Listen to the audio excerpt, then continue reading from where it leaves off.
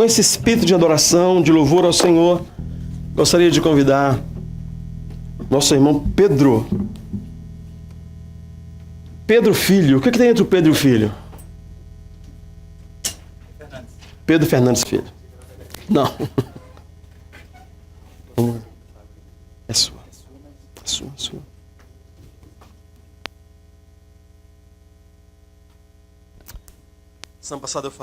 Semana passada eu falei que fiz uma viagem muito abençoada e a bênção da viagem foi porque fui conversando com 2 novos convertidos. E é verdade, a gente que é pastor de vez em quando, ao longo dos anos, uma coisa que muito me animou, me restaurou, sabe o que era? Visitar novo convertido. É um lugar que você vai e sabe que há transformação no reino de Deus, que há poder na palavra de Deus. A gente vai crescendo, né? E não percebe às vezes que para em algum lugar e estaciona e não vê mais o poder de Deus. Então de vez em quando faz isso, é estratégia minha.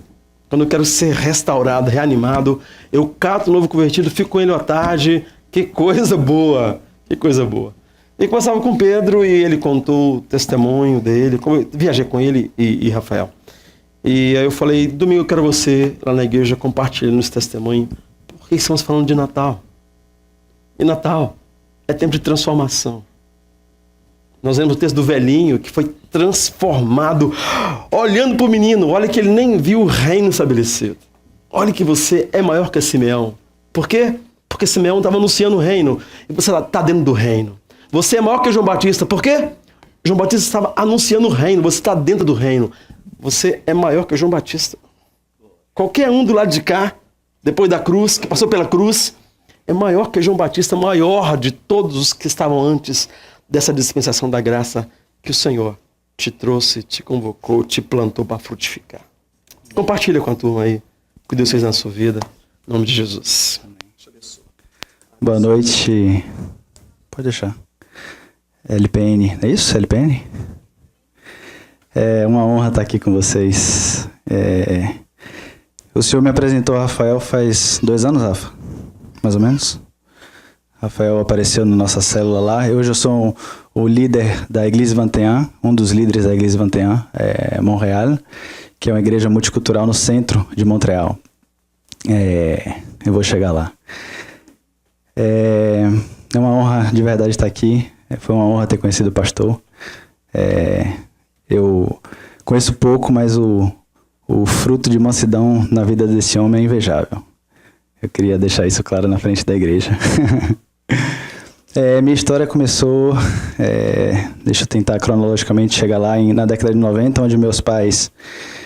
meu pai é gaúcho, de Três Passos, minha mãe é paraibana, de Solânia, e eles se conheceram no Carnaval de Salvador. Minha mãe olhou para meu pai olhou para minha mãe, e aí eles se gostaram muito. Alguns anos depois, deu a luz a minha irmã, ela mora hoje aqui, ela veio em 2013 como residente permanente, e eu vim só posteriormente em 2015, mas é apenas eu e minha irmã. Mas meu pai, engraçado falar essa frase que vai fazer sentido lá na frente, meu pai, quando conheceu minha mãe, ele falou que era para ela aproveitar ele, porque ele não ficava mais de 6 meses com uma mulher. Ele era um cara bem garanhão. E continuou sendo garanhão depois de casado. Nisso eles acabaram casando, tiveram nós 2. E meu pai, a minha infância foi um pouco complicada. Apesar da oportunidade que eu tive de ir à escola, de ter uma boa educação, de ter sempre tudo do bom e do melhor, não tive referência na minha vida, referência cristã, referência de um homem de Deus, por exemplo, muito menos de um homem íntegro, né? Meu pai, ele tinha relação fora do casamento e por algum motivo, eu prefiro crer que foi um caminho que o Senhor usou para me resgatar lá na frente. Ele tinha atos, traía minha mãe na minha frente. Eu, por exemplo, com 5 ou 6 anos de idade, digamos, meu pai começou a alugar a garagem de uma vizinha, e essa vizinha era mãe do meu amigo de escola. Meu pai, uma vez, por exemplo, falou, vamos lá que eu vou pagar a garagem, né? Vou pagar o mês. Subimos e lá meu amigo estava jogando um joguinho de Fórmula 1 no computador e estava lá jogando com ele, adorava jogar, e de repente queria sair do quarto trancado. E ela era separada. E eu ouvi um barulho estranho lá fora. Eles tendo relação sexual. E eu, machucado ficava, ia para casa e contava a minha mãe. Daí o bicho pegava. Paraibana retada, era nome para tudo que era lado. Meu pai negava, então eu era o mentiroso, né? Então eu vivi nisso. Meu pai tem inúmeros testemunhos de meu pai. Em restaurantes, uma mulher passou uma vez, tocou nele, e foi no momento que eu queria ir no banheiro, ele aproveitou, foi no banheiro comigo, eu no banheiro, fazendo minhas necessidades, e vi eles conversando. Oi, Pedro, quanto tempo? Meu pai Pedro também. Quanto tempo? Tá total, daqui a pouco, pausas e beijo. E eu, meu Deus do céu, não tô acreditando. Cheguei no carro, mãe, meu pai e pau na minha frente. Com 7, 8 anos eu comecei a ir no psicólogo. Eu não conseguia ficar na escola sozinho. Minha mãe, quando me deixava, eu tinha medo de ficar só. Eu sentia uma sensação de abandono forte. Segundo minha mãe, creio que por querer mascarar tudo isso, ela falou que meu amiguinho, naquela época, me deu um murro na barriga, meu melhor amigo. Por isso eu tinha esse medo de ficar na escola. Mas eu creio que não, que era por conta dos conflitos dentro de casa, né? Que eu via meu pai sair muito de casa, voltar para casa, saía de casa, voltava para casa.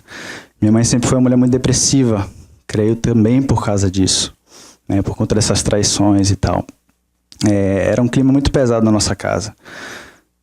Clima de família era muito pesado mesmo. Referência religiosa nunca tive. Para dizer que eu nunca tive, nós temos um casal de tio e tia que eles são bem fortes na religião espírita. O meu tio, inclusive, ele dá passe. Passe, para quem não sabe, é a cura.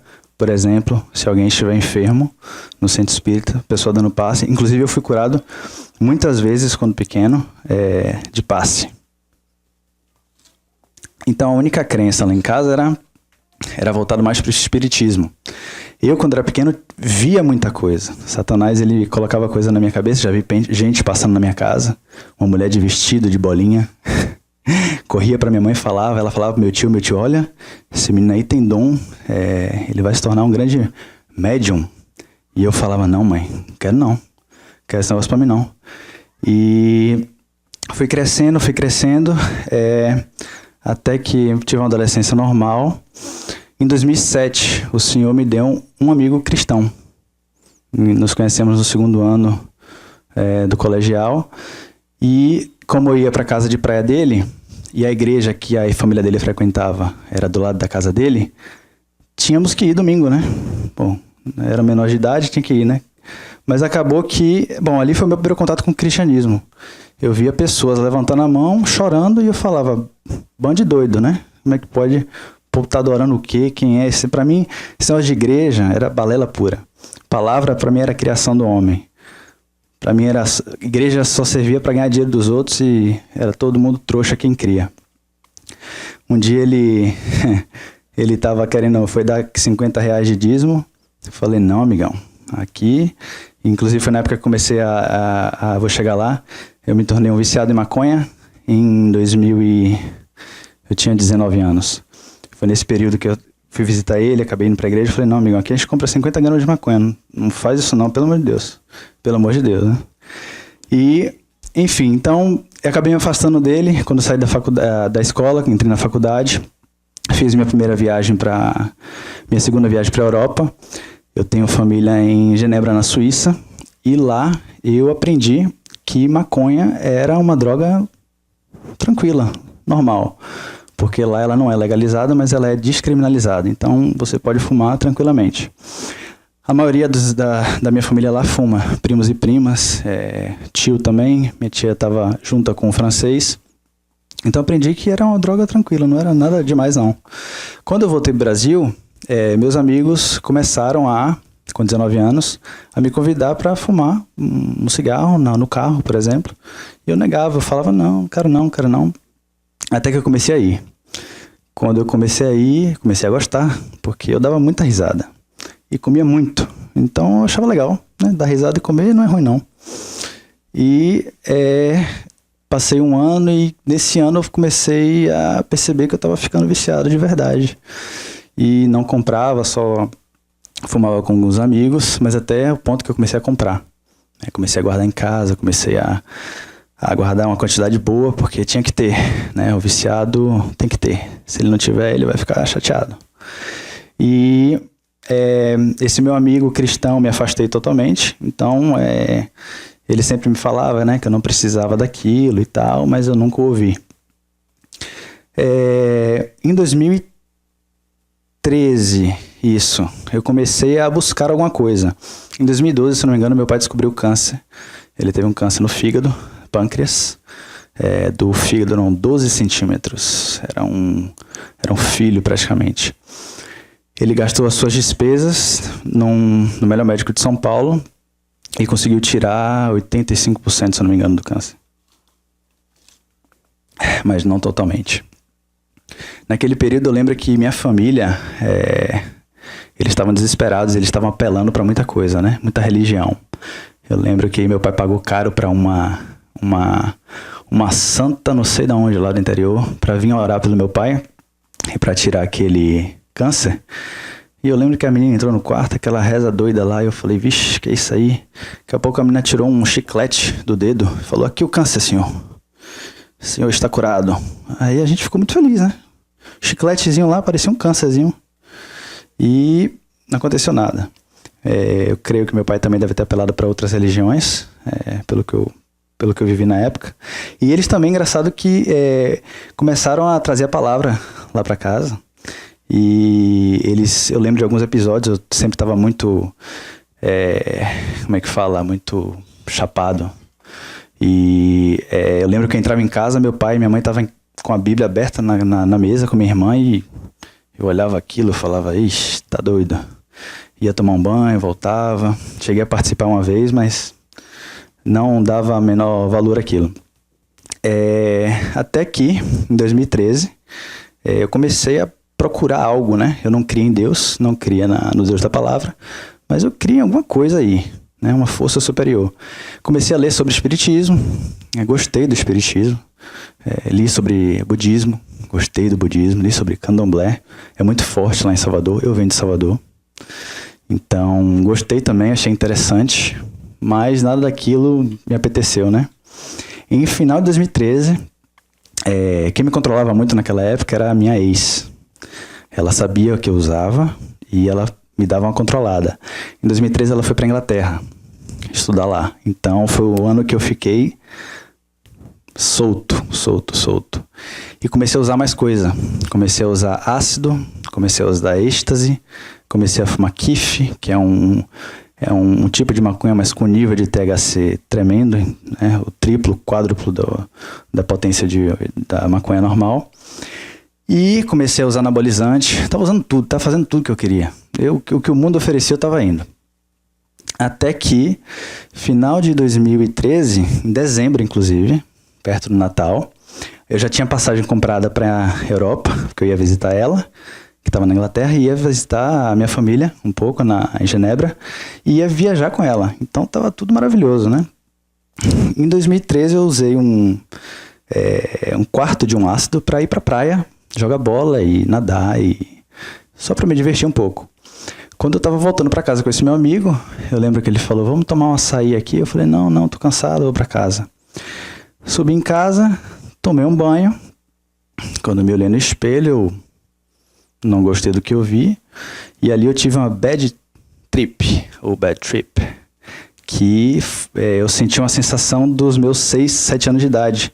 Uma sensação forte de abandono, aquela sensação voltou. E como eu estava ali chapado, eu não conseguia administrar e começou aquela coisa na minha cabeça. E eu não sabia o que fazer, eu queria ficar bem, não conseguia. E fiquei, eu acho que 1 ou 2 horas tentando ficar bem, fui pra piscina, voltei, comi alguma coisa e aquele negócio não saiu da minha cabeça. Eu comecei a ter pensamentos suicidas, falei, vou acabar louco com isso aqui, né? Mas eu moro no primeiro andar, não vai dar muito certo aqui não. Falei, vou ligar meu amigo cristão. Liguei, Vitão, o nome dele. Falei, Vitão, tô doidão, me ajude. Ele, eu tô longe, eu falei, tô indo pra sua casa agora. Ele morava longe, ele morava uns 45 minutos, 1 hora de casa. E ele falou, você tem certeza? Eu falei, vou. Peguei o carro e fui. Eu lembro que quando eu olhava pra frente, eu falava, se algum carro parar aqui, eu vou acabar essa minha vida.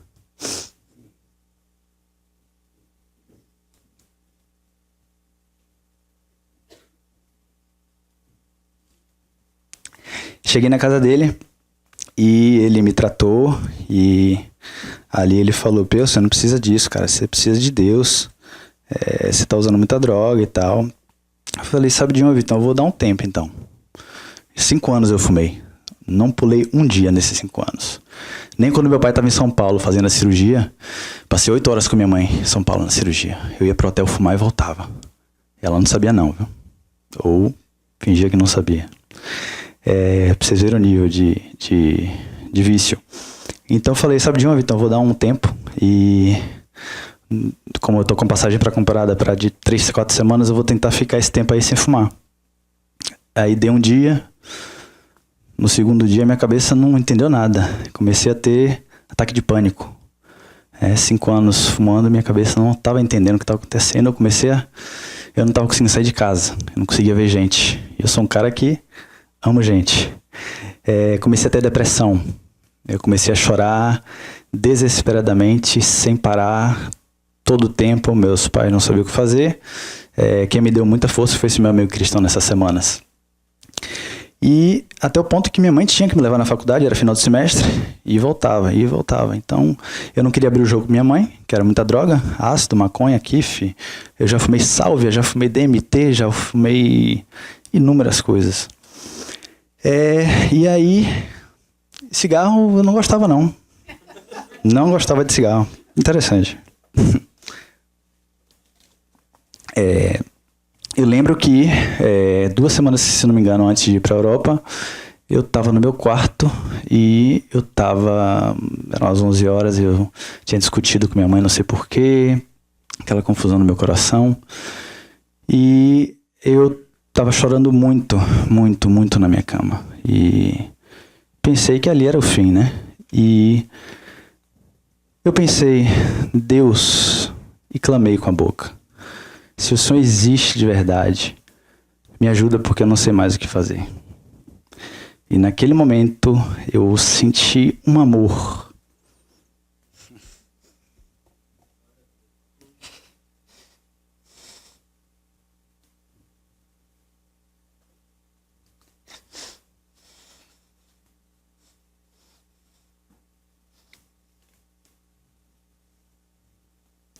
Senti um amor tremendo e uma voz falou, eu existo, filho. Me segue e eu vou te provar que eu existo. E eu fiquei louco. Eu dormi como um bebê. No outro dia eu acordei. Liguei logo para o meu amigo cristão. Ele começou a chorar. Eu falei, cara, Deus existe. Ele falou comigo. E aí ele ficou louco porque aquele cara que discutia com ele que Deus não existia, tava falando que Deus existia. E eu falei, cara, Deus existiu. Ele... isso é muito louco, você ouviu a voz do Espírito Santo. Eu falei, quem é esse cara, velho? Quem é esse Espírito Santo? E liguei para os meus outros amigos. Meus amigos falaram que eu precisava de um médico, que eu comecei a ouvir voz, né, o tal do Espírito Santo, e falou que era para eu ir no psiquiatra, que eu tinha usado muita droga. Eles me chamavam de cabeça blindada, algum deles. Então, eles de fato achavam que eram as drogas. O outro falou que eu tinha batido a cabeça. Enfim. Tive aquele encontro com o Espírito Santo no meu quarto. A mãe do meu amigo me deu uma Bíblia. Enorme, uma Bíblia de estudo, Shed. Me achei super religioso na época. E me apresentou alguns louvores. E eu fui para a Europa, ainda em sofrimento, ainda com depressão, ainda com ataque. Mas o Senhor tinha me prometido no meu quarto que Ele ia provar que Ele era real. E eu tenho inúmeros testemunhos, mas, por exemplo, esse foi tremendo. né? Eu cheguei, meus pais me deixaram no saguão, eu entrei no saguão, quando eu estava esperando o avião, eu falei, eu vou indo descer nesse avião. São 10 horas de voo até Portugal. Salvador, Portugal. Falei, vou ficar doido nesse avião, vai ter um ataque de pânico, eu vou abrir a porta do avião, vou me jogar. Mas se eu abrir, todo mundo morre, então eu não posso fazer isso, o que é que eu vou fazer para matar? Aquele pensamento louco, eu falei, peraí, vou orar. A mãe do meu amigo falou que eu posso orar. E eu orei ali com fé, Senhor, me ajuda, em nome de Cristo Jesus, me ajuda. Quando eu abro o olho, 3 freiras vieram sentar do meu lado. Não sabia nem o que era. Eu falei, tudo bem? Quem é João? Quem é Jesus? E elas me respondendo e eu fiquei, meu Deus, elas entraram no mesmo avião que eu. Eu falei, meu Deus, que coisa linda, ele existe, né? Quando eu chego em Genebra, o meu tio francês fala, e aí, Pedro, vamos fumar um haxixe? Ele já tinha ido pro Brasil, ele sabia que eu fumava. Ele aí, vamos fumar um haxixe? Eu falei, vamos fumar, vamos fumar. Começamos, né, tomando vinho, fumando, quando eu dei a primeira tragada, eu olhando pra cara dele, cara de paisagem, né? Conversando, já não era a mesma coisa. Já tinha uma coisa ali completamente diferente. E eu achei tremendo a forma como o Senhor me tratou. Eu passei quase 3 meses na Europa. Nesse tempo que eu passei lá, eu passei muito tempo em Genebra, onde eu aprendi a fumar. E eu dormia na sala dos meus tios. Então esse meu tio fumava haxixe 3 vezes ao dia, e minha prima, eu não posso revelar o nome dele, né? Tá na internet, né, gente? Eita. E ela fumava uma vez por noite. Então o cheiro do balcone vinha pra sala e eu dormia na sala. Então o que é para um maconheiro ficar sentindo o cheiro da melhor droga do mundo na frente dele. Então ali naqueles meses eu tive que decidir entre as drogas ou o Senhor. Eu lembro o dia que eu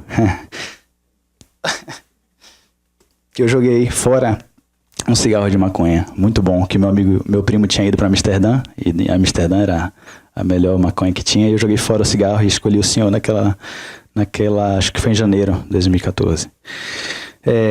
Passei por inúmeros testemunhos na Europa, mas quando eu voltei, eu comecei a me implicar na igreja, comecei a entender o evangelho, né? Eu queria saber o que era igreja, o que era a palavra, quem é Deus, quem é Jesus, quem é esse tal do Espírito Santo que falou comigo, e gamei nesse negócio de igreja.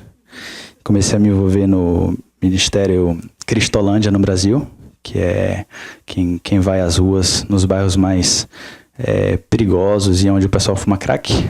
Em Salvador a Cidade Velha tem um grande público fumando crack, e lá eu de fato aprendi o que é ser igreja, né? Servindo e sendo o corpo de Cristo na terra. Me apaixonei, formei em 2014, dezembro, e início de 2015 eu tinha algo no meu coração que era vir aprender inglês e francês. Minha irmã já estava aqui, então aqui era o melhor lugar. Formando, sem oportunidade de emprego, vendi meu carro e vim fazer 6 meses de idioma aqui, em 2015. Vim fazer inglês, na verdade, paguei 6 meses. Com 1 mês eu mudei para francês. Meu pai não entendeu muito bem. Mas era já plano do Senhor, porque hoje eu sirvo na igreja multicultural francófona e estou sendo enviado para uma outra implantação de igreja em Laval. Mas então foi isso. Eu cheguei em 2015, conheci o pastor Norton, não sei se alguns de vocês conhecem. Uma bênção. Foi ele que estava ali do meu lado todo o tempo. Eu digo a vocês que eu me tornei, nesses quase 5 anos com o Senhor, 3 anos eu era um religioso, era um fariseu nato. Eu afastei muita gente de mim, porque eu apontava muito o Cristo, mas eu não representava o Cristo. E graças ao Espírito Santo, graças à intimidade que eu criei, porque ele me ensinou, em 2017 eu descobri que eu poderia ter uma intimidade constante com o Espírito Santo. E isso mudou completamente a minha vida, porque é graças a ele que a gente está aqui hoje junto. Né? A obra do Senhor é eterna, a obra de Jesus é tremenda, mas é o Espírito Santo, a pessoa mais importante da face da terra. é o Espírito Santo de Deus. E participei dessa implantação, começamos com células, fomos para o centro de Montreal, começamos com 20 pessoas lá e hoje somos 70, 80 pessoas. O Senhor me deu a graça de trabalhar como engenheiro civil aqui. Eu sou engenheiro civil no Brasil. Teoricamente eu não poderia atuar na área se não estiver na ordem dos engenheiros, mas Ele fez essa graça. Foi uma profecia lá de 2016 que eu fiquei assustado. Passei uma semana chorando, porque não sabia se era aqui que eu tinha que ficar, mas Ele abriu as portas. E hoje eu moro lá em Boisbriand, lá onde o vento faz a curva, lá depois de Laval, e trabalho em Santa Teresa. O Senhor tem me aproximado de uma igreja em Terrebonne, eu tenho me aproximado deles, eles estão implantando uma igreja em Laval, e eu tenho participado dessa obra tremenda. Eu espero que meu testemunho tenha encorajado vocês. Eu não sei quantos aqui já entregaram ou não a vida ao Senhor, mas que o meu testemunho, como a samaritana, né? Em João capítulo 4, 24, ela fala que, 29, ela corre para a cidade depois de encontrar Jesus e a palavra diz que o seu testemunho fez com que muitos pudessem crer no Senhor. E para aqueles que já andam muito tempo com o Senhor, não se entristeçam, não se enfraqueçam, porque o Senhor está voltando e está acontecendo um avivamento tremendo nesse Quebec. Tremendo, tremendo, e vocês fazem parte disso. Começamos um movimento de oração, 24/7 em português. A cada hora tem gente orando pelo Quebec. São 168 intercessores. Então saibam que o reino de Deus está avançando nesse Quebec. Talvez a gente não veja, né? É difícil. É uma opressão tremenda. Mas sejam fortes, porque o Senhor é conosco. Eu me despeço com vocês como Paulo se despediu de Coríntios, não fazendo uma comparação com vocês, com os Coríntios, mas na segunda carta de Paulo, capítulo 13, versículo 13, o Senhor Paulo diz que a graça do Senhor Jesus seja com vocês, que o amor de Deus seja com vocês e que a comunhão com o Espírito Santo seja com vocês. Amém? Obrigado pela oportunidade, pastor.